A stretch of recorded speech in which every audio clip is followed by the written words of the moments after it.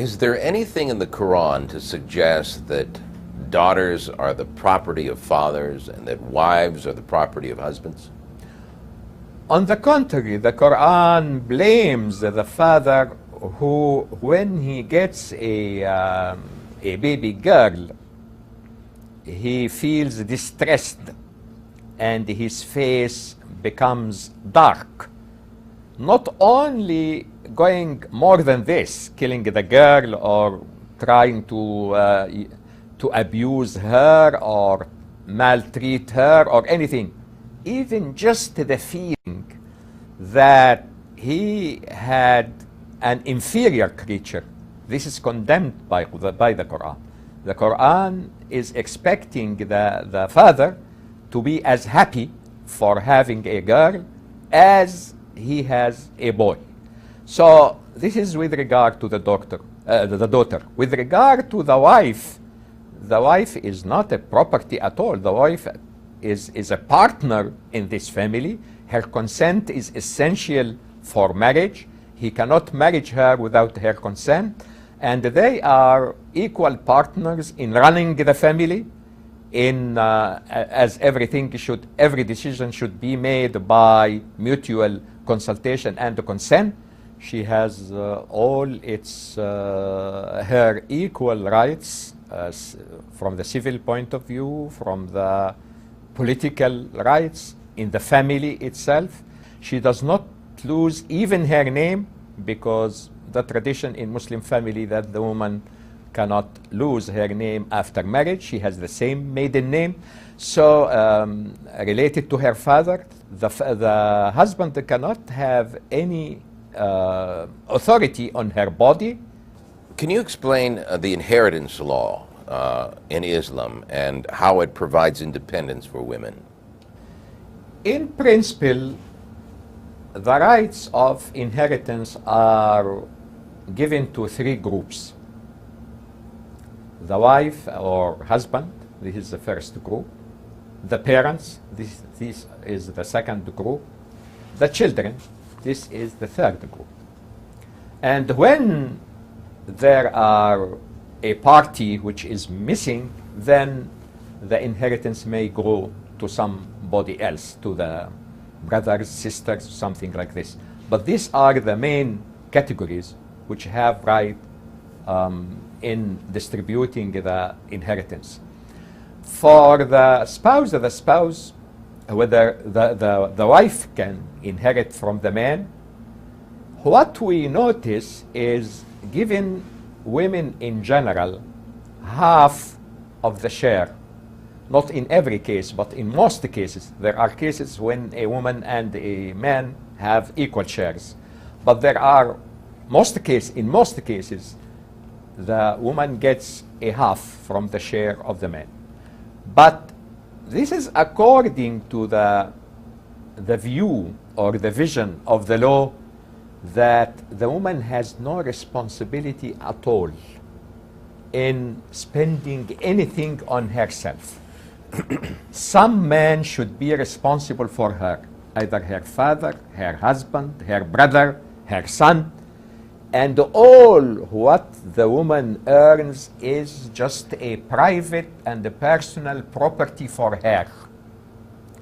According to this general vision or general view, getting half of the inheritance while she is not responsible for any spending on herself, and she is getting all this half for her own pleasure, not for her own needs, because her own needs should be met by a man.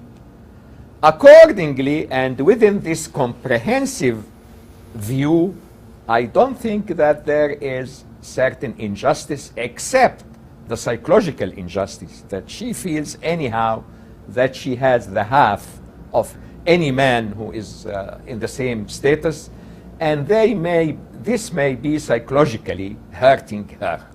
Well, isn't that important? But though? This is not something that cannot be remedied or changed, because the man we always forget that the main way of distributing the belongings of a man or a woman or whatever is the will, not the obligatory or the mandatory inheritance. The mandatory inheritance when there is no will, and the Quran repeated this 4 times, that the will is number 1, and then number 2, if there is no will or there is money after fulfilling the requirements of the will, it can be distributed according to what is mentioned in the Quran.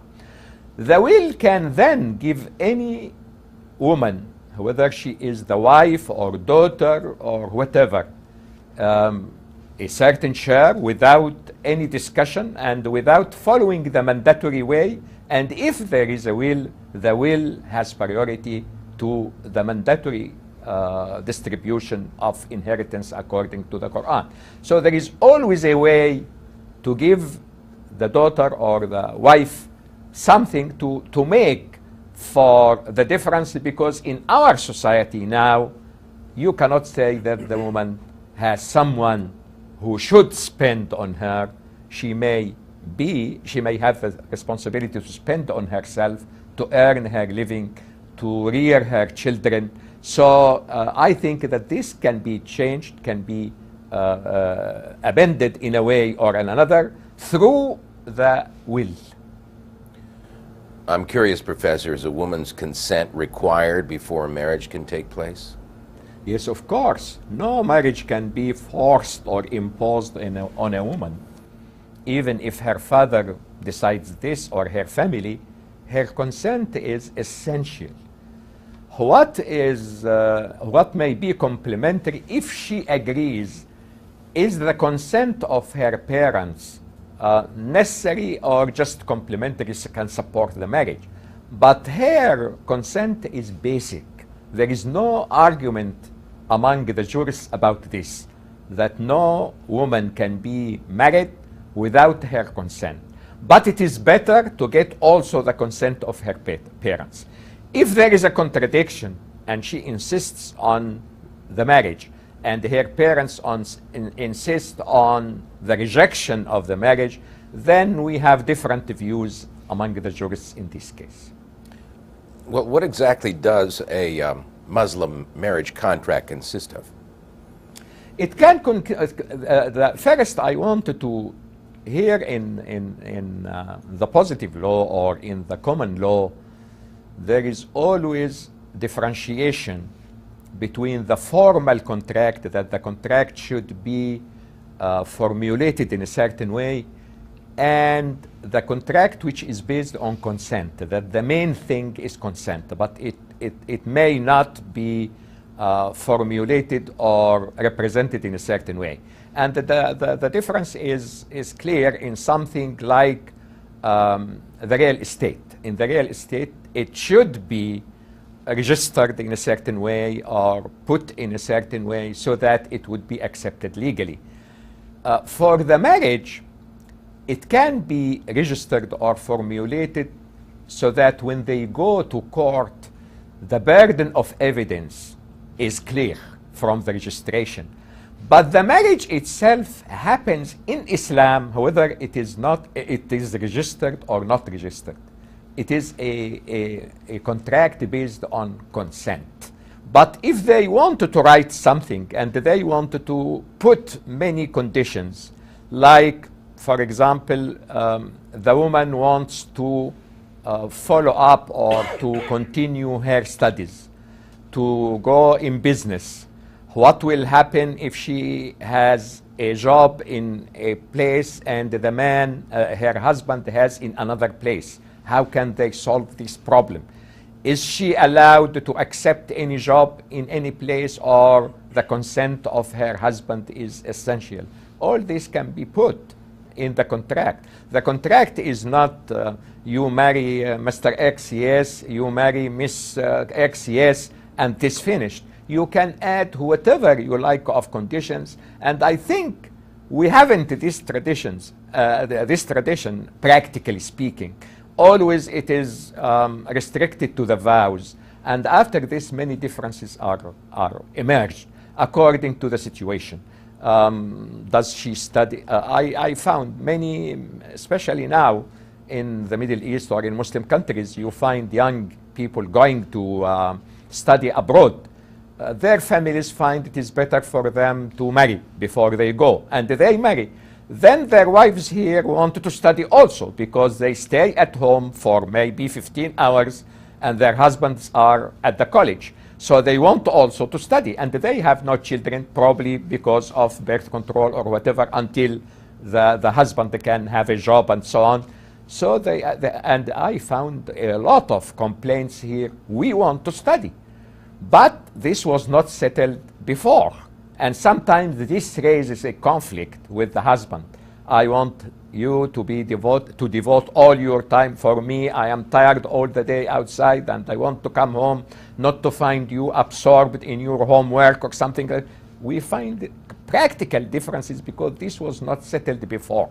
And it was taken for granted, or probably the woman did not think that she would have this chance for studying and so on. So the contract can be in detail if they like. If this can be agreed on orally, verbally, not necessarily on paper, is okay, it's up to them. But they can, if they have different ways in life or different principles, or how would they raise their children?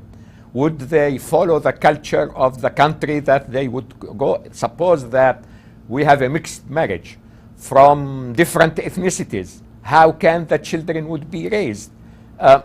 Everything can be discussed at least verbally or orally, and not waiting until the conflict happens and then it becomes too late to settle the matter and everybody is furious and everybody wants to dominate. I think it may be, practically speaking, and from my experience in the United States and in other places, to let both parties talk about the details, because we notice that in the period of engagement or in the early period, the romantic side is dominating and everybody thinks that there would never be a problem. And when the heat comes down, according to the natural development, and the practical problems begin to emerge, then we have really conflicts which may be sometimes very easy to be solved if they are given some time and some thinking.